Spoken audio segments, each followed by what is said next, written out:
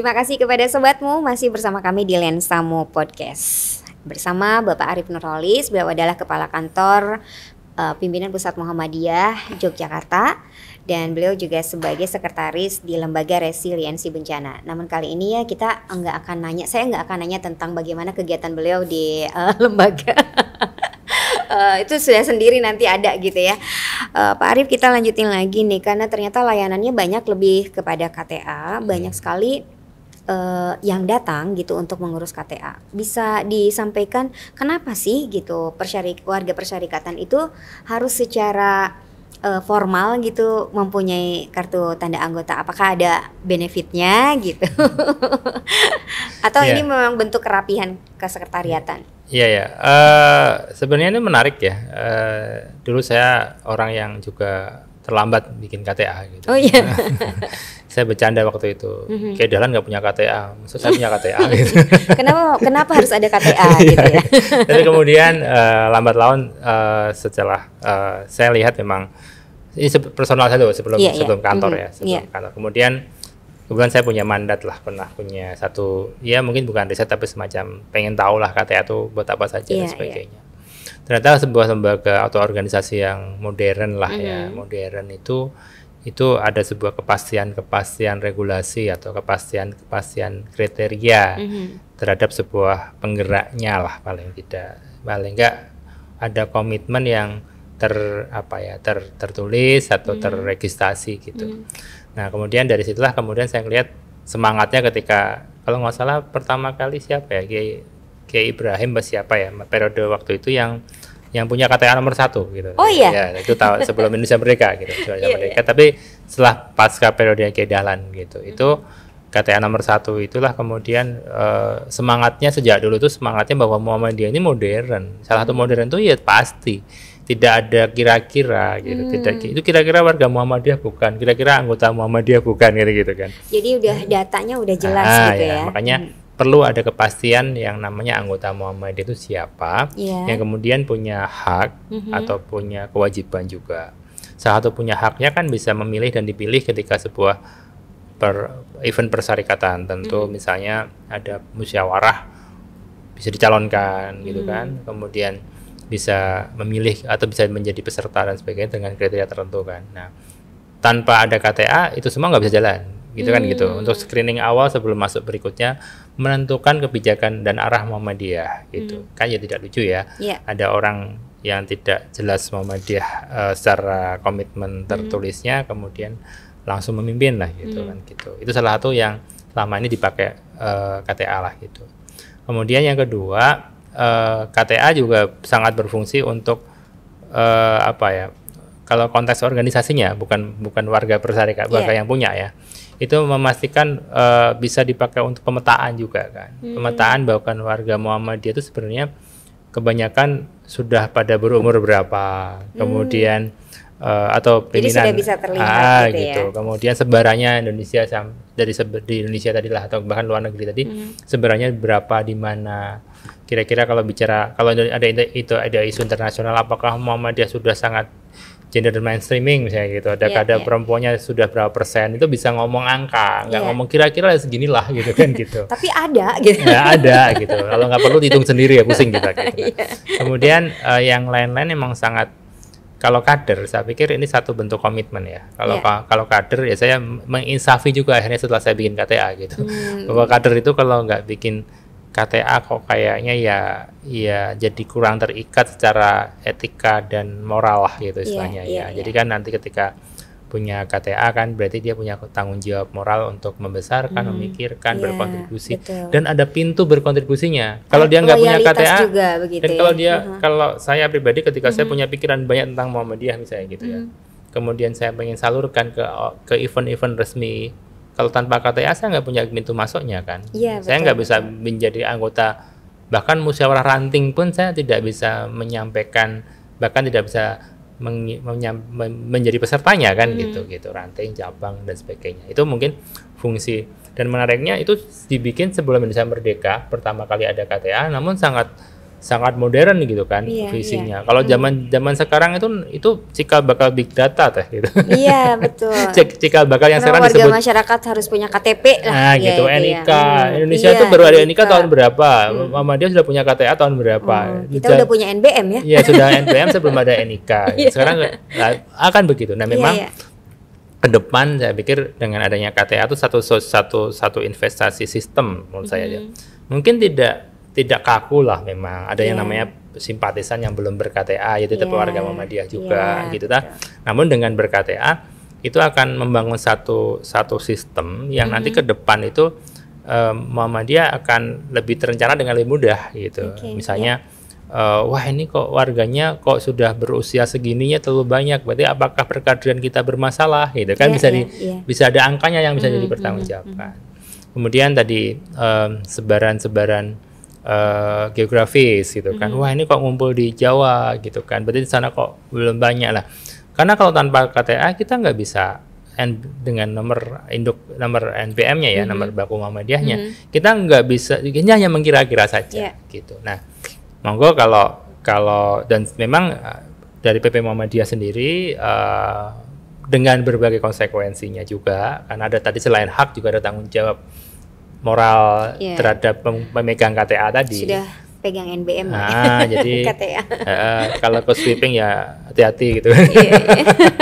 Tapi ini sebagai jawaban, karena ada banyak juga warga persyarikatan gitu, warga Muhammadiyah yang memang punya loyalitas gitu ya, kepemilikan terhadap organisasi tapi nggak punya KTA dan mempertanyakan kenapa sih harus punya KTA? Nih belah dadaku, aku udah Muhammadiyah banget.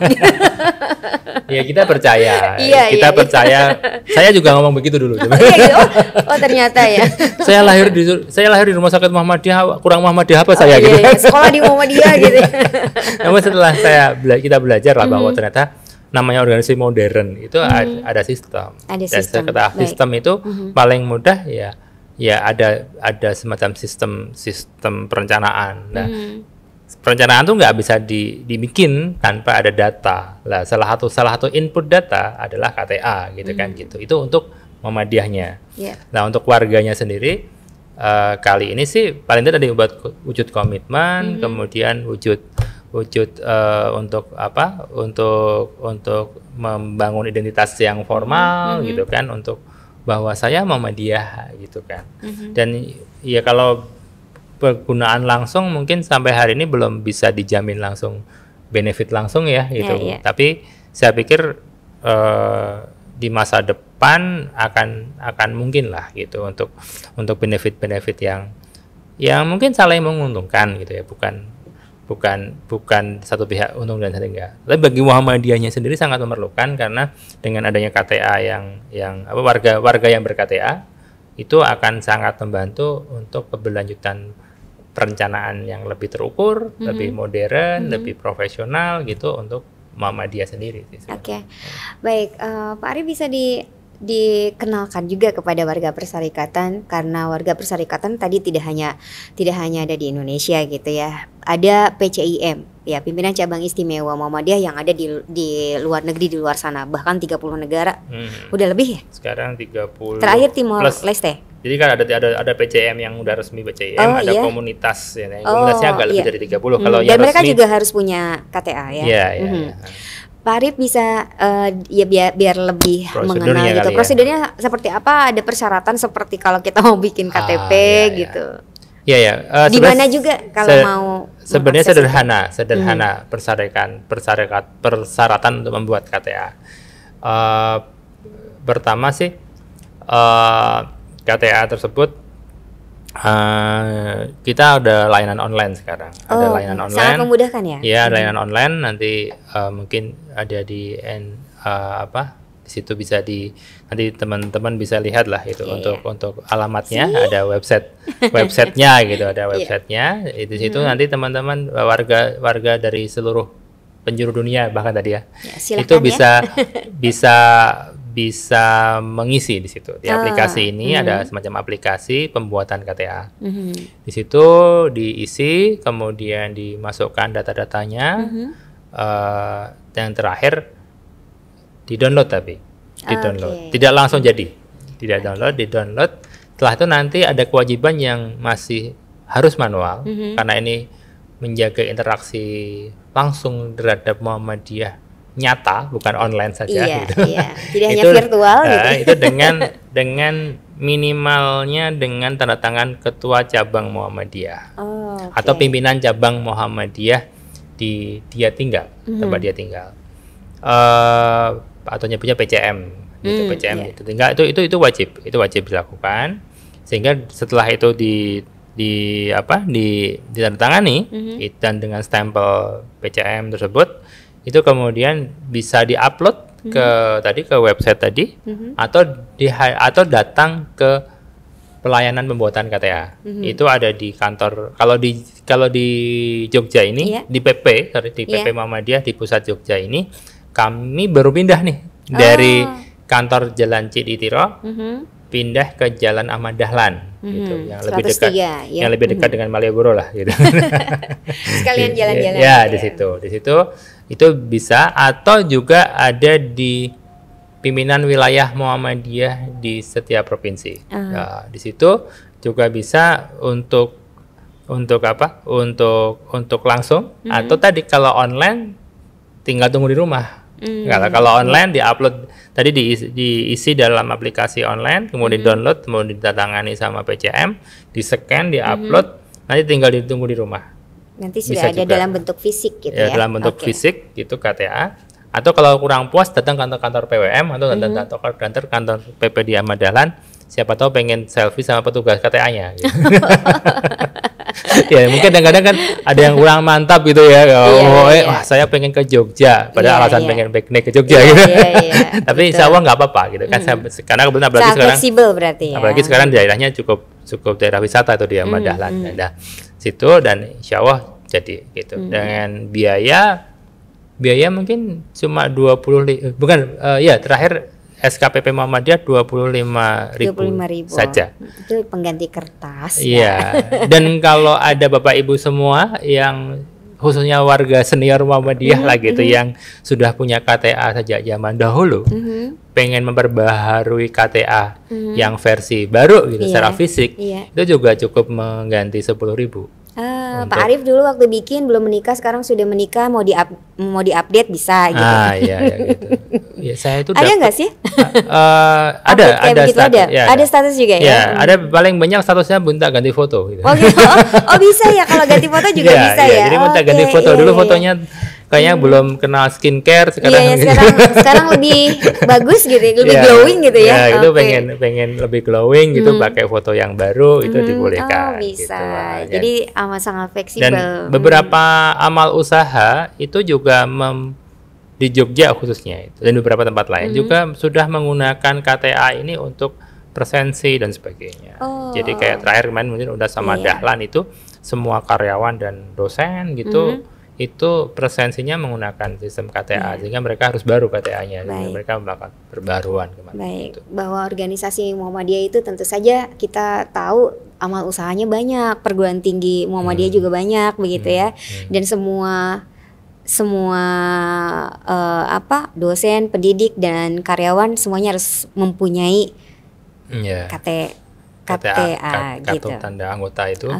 Ya tadi biar agar petanya enak dilihat lah. Biar ada petanya, kemudian ada, sehingga bisa dipakai perencanaan ke depan kan. Betul, dan itu memang sebagai salah satu indikator bahwa organisasi Muhammadiyah adalah organisasi yang maju, modern, dan profesional, tertata gitu ya.